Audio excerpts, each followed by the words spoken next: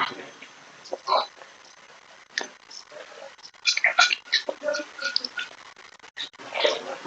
Friends. आज मैं इस वीडियो में ये शो करूँगा कि जैसे प्राइमावेरा P6 है, तो इसमें जो शेड्यूल परसेंटेज रहता है प्राइमावेरा P6 में, वो क्या है कि इनबिल्ट रहता है। मतलब उसमें पहले से सिस्टम इनबिल्ट रहता है जिसमें प्लान परसेंटेज या जिसको शेड्यूल परसेंटेज बोलते हैं, वो पहले से उसमें कस्टमाइज होके रहता है, जो कि आप कॉलम चूज करने से आ जाता है। लेकिन प्राइम एमएस प्रोजेक्ट में परसेंटेज कंप्लीट जब आप प्रोग्रेस अपडेट करते हैं तो आ जाता है, लेकिन जो प्लान परसेंटेज रहता है वो उसमें नहीं शो करता है। तो उसको किस तरीके से हम एक एक फीचर होता है कस्टम फील्ड, उसमें जा करके हम कैसे क्रिएट कर सकते हैं उसे सीखेंगे।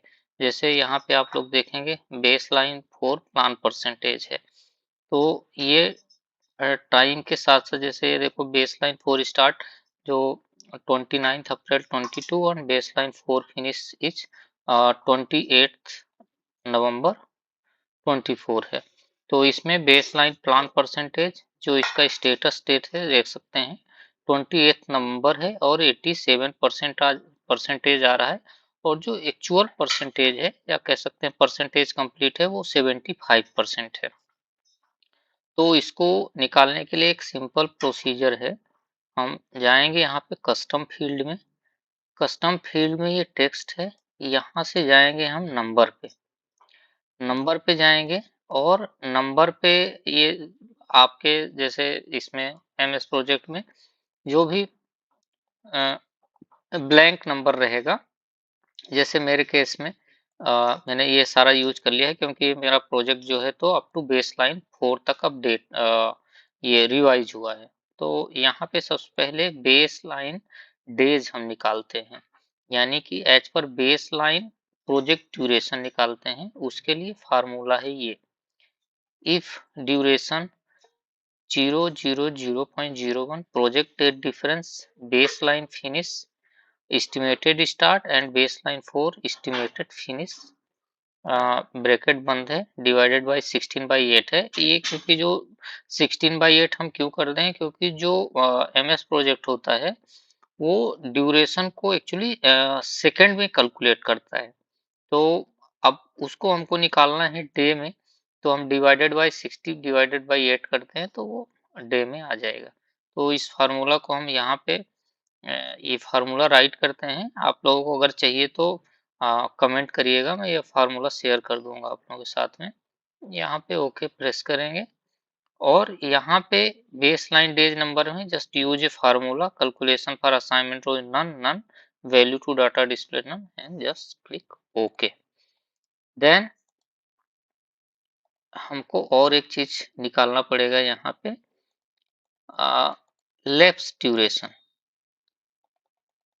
सो यहाँ पे बेस लाइन डेज लैप्स, इसको निकालने के लिए हम क्या करेंगे कि एक्चुअल डेज कितना ड्यूरेशन लैप्स हो गया उसको निकालेंगे। उसके लिए फार्मूला है ये, base line for estimated finish less than equal to status date. यानी कि अगर जो एस्टिमेटेड फिनिश डेट है एज पर बेस लाइन, अगर वो स्टेटस डेट से कम है या स्टेटस डेट के इक्वल है, तो हम तो उसमें क्या होगा कि उसमें डेज लैप्स कैसे निकलेगा, नंबर 16 इंटू 60 इंटू 8। नंबर 16 हमारा क्या है, जो बेस लाइन ड्यूरेशन है, तो into 16 into 8। If base line for estimated started greater than status date, then कैसे आएगा इस केस में, प्रोजेक्ट डेट डिफरेंस जो होगी बेस लाइन एस्टिमेटेड स्टार्ट और स्टेटस डेट का जो डिफरेंस रहेगा उससे कैलकुलेट होगा। तो ये फार्मूला पेस्ट कर लेंगे।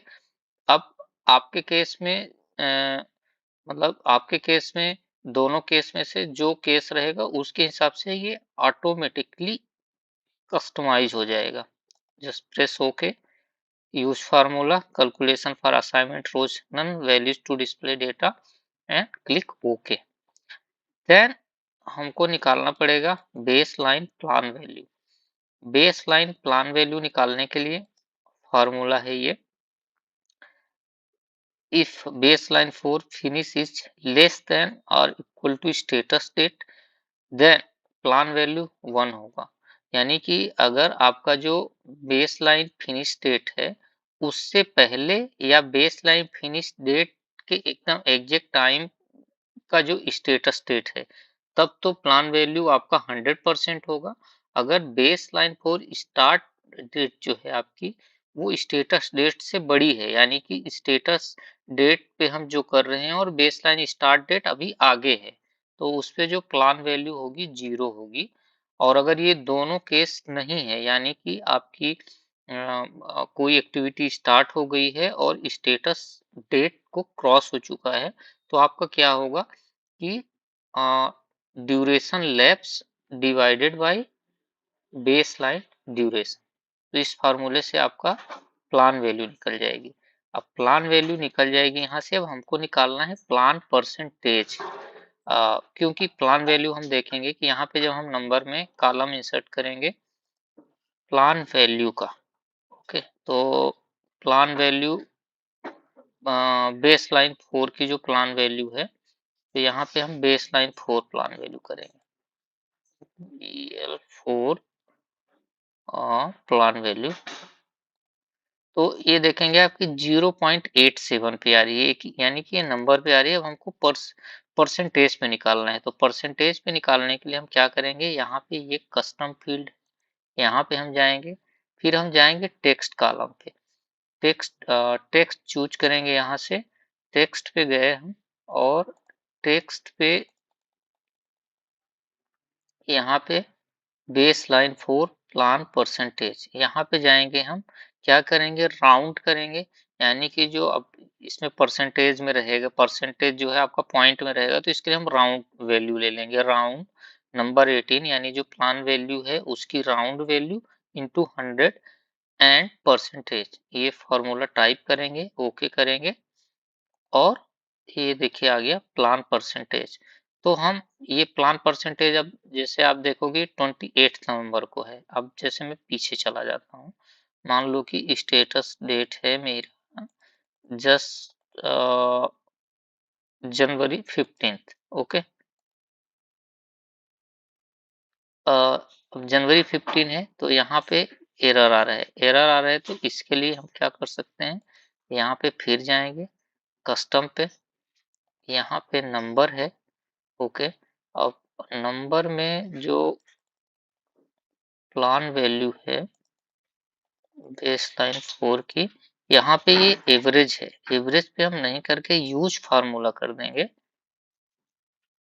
ये 66% आ गया। यहाँ पे स्टेटस डेट मैं ले लेता हूँ बाई एंड ऑफ जनवरी 24, ये 68% हो गया।